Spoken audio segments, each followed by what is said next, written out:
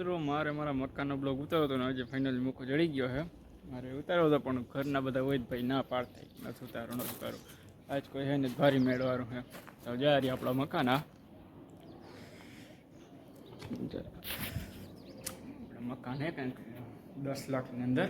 આમ તો અમને તો ભાઈ સસ્તા પડ્યા કારણ કે અમારે ડંગડા અને બધું લીધેલ પડ્યું હતું. ખાસ મજૂરી અમે જાજી નાખી નથી. 25,000માં બની ગયા મજૂરીમાં અમારે ત્યાં. આમ તો તમે ઉઢણું ગયું હતું ઉઢણું તો 1 લાખ માથે ગયા હતા ત્યારે કરી ગયા પછી. તો જ્યાં મકાન તમને દેખાડી આપણી પહેલી ઓહરી આ ટાઈપ કંઈ ઓહરી છે. અને ખાટલો છડી આ બીજી ઓહરી.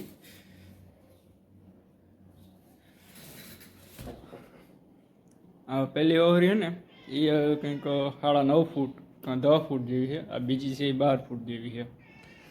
અહીંયા વચ્ચે છે ને આ રોટલા નથી ફાયરા અમે આ પિલર કરી નાખ્યા એટલે પગતા એન્ડીએ થોડીક જે આઈટના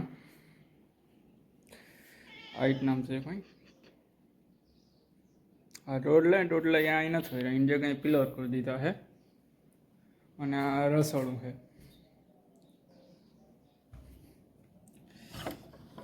અને આ રહોડું છે આપણું.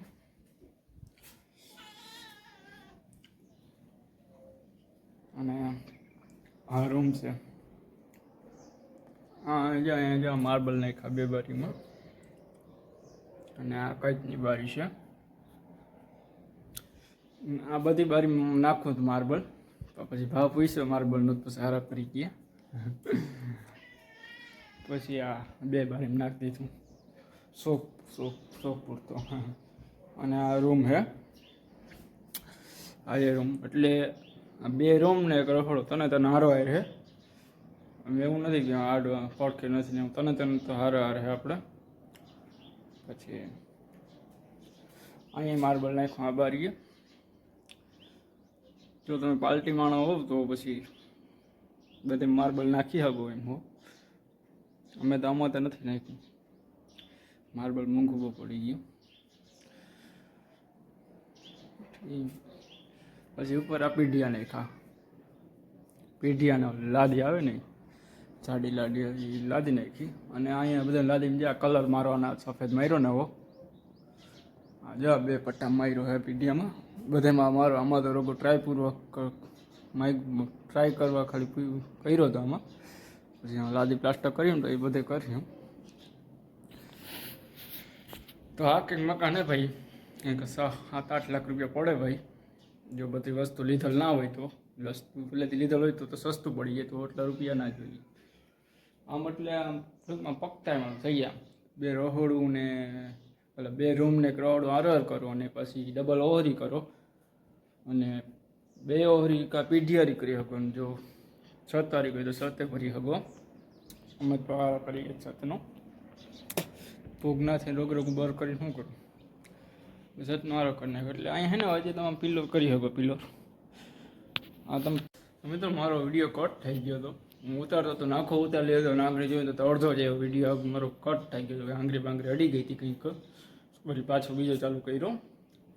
આપણી બધી તો વાત થઈ ગઈ મકાનની પિલ્લોની બધી વાત તો થઈ ગઈ ભાઈ લાદીની.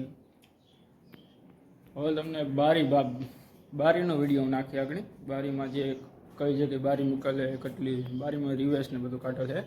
અને અહીંથી જો આ અમારી મકાન છે અહીંયા. અને આ જો અહીંયા સામે ઝાડવા છે. જો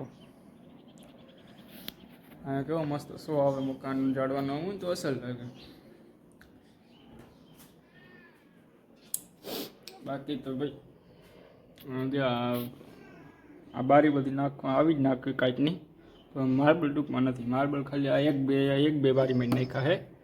બાકી બધામાં માર્બલ નહીં સીધી કાચની બારી જ આવશે. અને આ મકાનમાં અમે જે પીઢિયા નાખ્યા ને એમાં તમે છત ભરજો. છત ભરો ને તો મકાન બહુ સારા લાગે. અમે તો છતનો હારો કરી ગયા. છતને પછી લોખંડ ને બધું મોંઘું બહુ પડી જતું હતું. સારા કરી ગયા. તો આ કંઈક હતો મારો મકાનનો કંઈક વિડીયો. હું આને પાછો બીજો વિડીયો નાખી જેમાં મકાન બનતા હતા ને ત્યાં મેં એક વિડીયો ઉતાર્યો હતો. એટલે અડધ વીઘા હતા ત્યાં મેં વિડીયો ઉતાર્યો હતો. પછી રિવેસ બારીમાં રિવેસ કાઢેલ છે. એ બધો વિડીયોના કાલના બ્લોગમાં. તો આજના બ્લોગમાં આટલું જ. તો આવા જ વિડીયો જોવા માટે મારા બ્લોગના તો ચેનલને સબસ્ક્રાઈબ કરતા રહેજો. સારો લાગ્યો હોય તો વિડીયો મળીએ કાલે એક નવા બ્લોગ સાથે. ત્યાં સુધી બાય બાય.